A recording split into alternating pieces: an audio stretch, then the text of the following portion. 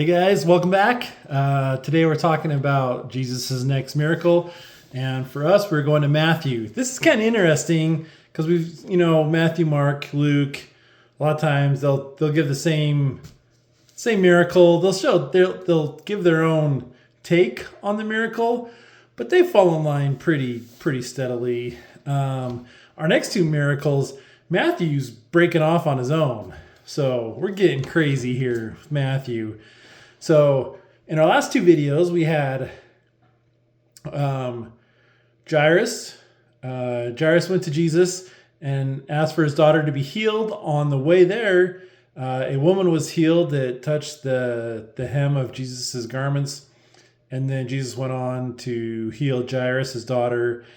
And then we bounced straight into the next miracle, Matthew 9, 27. And when Jesus departed thence from Jairus' house, two blind men followed him. So already they're blind, and it's cool that they can follow Jesus. Like they're following the crowd. I'm sure they have help. I'm sure they have some friends or family that are helping them follow Jesus. Obviously, we all want to follow Jesus. But to physically follow someone's footsteps, that's pretty cool. I think it's a lot more work for these blind men to follow Jesus physically in his footsteps because they do not have that ability. As with so many people who are following Jesus and seeking him for miracles, it's a lot harder than it would be for probably you or I to follow someone. It's a lot more work. So it's even cooler, I think. They followed him crying and saying, "Thou son of David, have mercy on us." Son of David. They know who he is. They know who he is. And they're following him. I love it. 28. And when he was come into the house, the blind man came to him. And Jesus saith unto them, so he went in their house, believe that ye believe. I'm sorry. I got to get this right because this is really good. I love this. Believe ye that I am able to do this? He asked the two men this. They said unto him, Yea, Lord. Then he touched their eyes. Which is cool. And it said, according to your faith, be it unto you. And their eyes were opened. And Jesus straightly charged them, saying, see that no man know it. But they, when they were departed, spread about his fame in all the country. So let's back up a second here. He touched their eyes. I think it's awesome that he touched their eyes, like physically touched their eyes. And I think it's cool because Jesus has healed people in all sorts of different ways already. I think this is miracle 15. He's healed people that aren't even there. He's forgiven sins. He's turned water into wine. He's calmed the sea. He's caused tons of fish to get in the nets. He's done so many miracles. He's healed people, brought them back from the dead, so many things. And he's done it in so many different ways. In this particular case, he touches their eyes, which I really like that he touches their eyes. I don't know why. He has that physical contact. Did he need to touch their eyes? I don't think so. Could he have done it from 5 miles away? Did he need to go in their house? No. But he did. And I really like that. There's so many things you can learn from this, but today I'm thinking like Jesus is healing everyone according to their faith from where they are and what that faith is. Everyone's faith is in something different. Whether the faith is I need to touch Jesus' clothes and I will be healed. If I ask Jesus to be healed. If we get our friend and lower him down into the ceiling, the roof, Jesus will heal him. So many people, same today, so many people from different walks of life, from so many different areas of life have faith in Jesus, and Jesus heals them where they are according to their faith. And their faith can be in so many different ways to be healed, I guess. I don't feel like that I said that very well.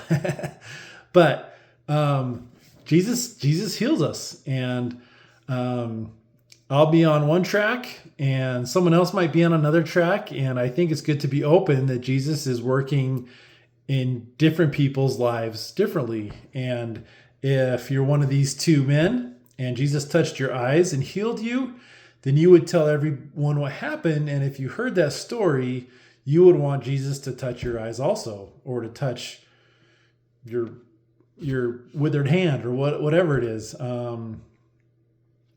But that doesn't always have to be the case. And I like how Jesus, first he says, believe ye that I am able to do this. And then later he said, according to your faith, be it unto you. So there's faith. Do you believe in Jesus? Do you believe that he can do these things? And I think most of us, especially if you're watching this, yeah, I believe in Jesus. Yes, I believe he can heal people. Yes, he can do anything. With the Lord, nothing is impossible. That's what we hear in Luke. And for the Lord, nothing is impossible. He literally can do anything. And do we have faith in him? Yes. The crucial thing is, guys, believe ye that I am able to do this. Yes, we believe that he can do this, but I think is where we get lost sometimes is, do we believe that Jesus will do this to us? Do I believe that he can do a miracle in someone else's life? Absolutely. Do I believe it in my own life? And I think this is the key. This is where we get lost, I believe, as Christians, is because we think, I'm not worthy, I'm not good enough. His grace is plenty of grace for everyone in the world, but does he have grace for me? I don't know. Maybe not. And to have that faith or to have that belief that he will do it is the key. Will he do it? That belief, I think, is where we lack. We can have faith in Jesus, but do we believe that he is going to fix something in our own lives? And I think this can be difficult, probably because we've had a lot of struggles in our life. Like some of these people have been sick or injured or whatever for their entire lives.